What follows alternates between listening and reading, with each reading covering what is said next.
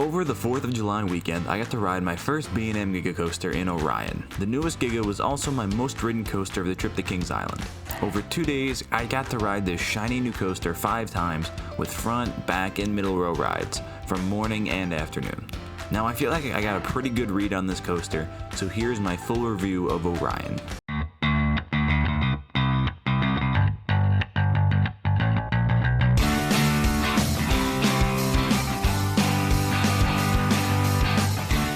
So first things first, Orion along with Diamondback really dominate the skyline of this park. From driving up the Kings Island on the road to walking towards the coaster in the park, it's really a sight to see. The bright blue track paired with the minimal support structure really creates a stunning ride to look at no matter where you are in the park. Now at night, the blue light strip from the lift and multicolor spotlights make the entire layout pop. It looks phenomenal.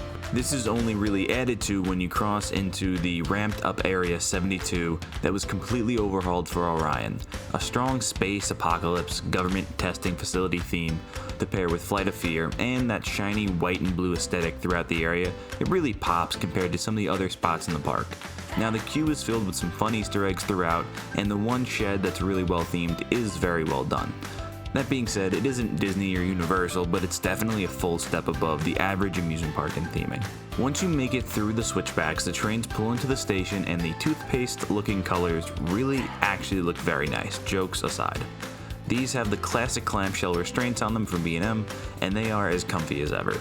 These trains do, however, also have that seatbelt that's been added in the later generation Hypers, but honestly, I don't really think they hamper the ride experience at all. They feel just the same to me. Now, the crews did a great job of getting all these trains out as quickly as possible, and even the longer lines continually moved throughout the switchbacks. They also didn't try to staple guests, which is always appreciated, as is the honoring of the row requests by the staff sorting riders into the station. Now that's more of a Kings Island park-wide pro, but Orion was definitely one of the rides that really showcased this. But let's get into that ride experience by element. Now the train quickly climbs a 287-foot tall lift hill. It's definitely one of the faster B&M chain lifts I've experienced personally, but it definitely does take some time to get up that massive hill.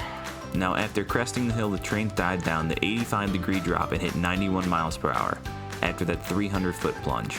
Now B&M has really done a great job perfecting those long drops and making them feel like forever, whether it's on their Hypers or Gigas, and it provides multiple seconds of airtime throughout no matter what seat you're in the train. Now the drop is definitely one of those top elements of the ride, and unfortunately it's followed by probably the biggest letdown in my opinion. It's the wave turn. Which, how high it gets off the ground, how fast the train takes this element, you'd think it'd be pretty great, but it just doesn't supply that off-axis airtime we all expected.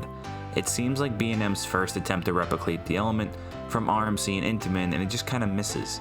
Now the way up and the way down definitely give some solid floater, but I'd rather have just a full camelback to get that sustained airtime throughout. Like I said, it does give some good airtime on the ascent and descent, just that top section is a little bland. After that 174-foot wave turn, the trains climb right back into the turnaround already. Similarly to the wave turn, this doesn't really do too much for the ride. The front will get a nice moment climbing up into the hill, but for an element that seems to be the reverse of Fury's treble cleft, it's the second underwhelming element in a row after that drop. Now luckily, after the trains dive through that turnaround, the ride really starts to pick up.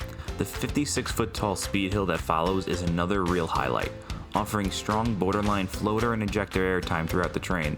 Now it's a bit sharper in the front, but it's definitely more drawn out in the back. This element gives the best airtime on the ride, and it really reminded me that Candemonium has a very similar element that took me by surprise just as this one did.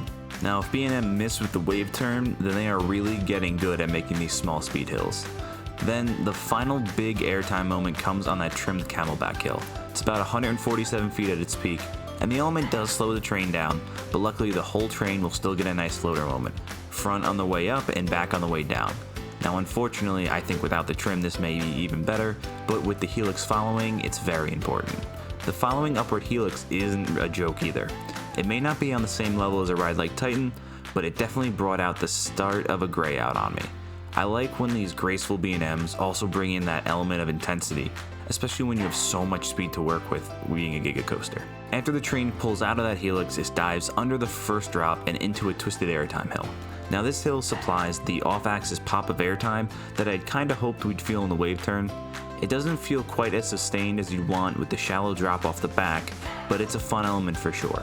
Then the trains complete the course with a pop into the long double brakes. Again, it's a nice pop here in the front, but it's nothing too crazy.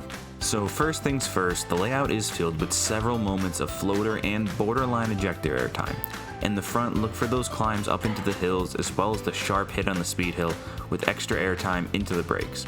For those back row rides, more of the large elements will feel more sustained throughout. The speed hill is easily the most powerful moment here, while the camelback and the drop are definitely more sustained. Overall, I think the airtime throughout this coaster is really great. With some elements didn't hit my lofty expectations, there are multiple times riders are lifted out of their seats for seconds at a time. Compared to a ride like Diamondback or Candemonium, the airtime isn't as sharp, but it's very plentiful. Pair with a very smooth ride experience throughout, and it makes for a very fun ride, even if some elements could be just a little bit better. Now in terms of ride smoothness, I did have one ride in the second row the first day that was very shaky for some reason, and I don't know if it was just that train or just that row, but my other front row ride was butter smooth and I didn't have that issue throughout the entire trip. There was barely a hint of a rattle in the back, but I think that really had more to do with the ride hitting 91 miles per hour than really anything else. Now overall, I think this ride is nothing but smooth except for that one ride I got, and compared to other B&Ms in the park, it's like glass.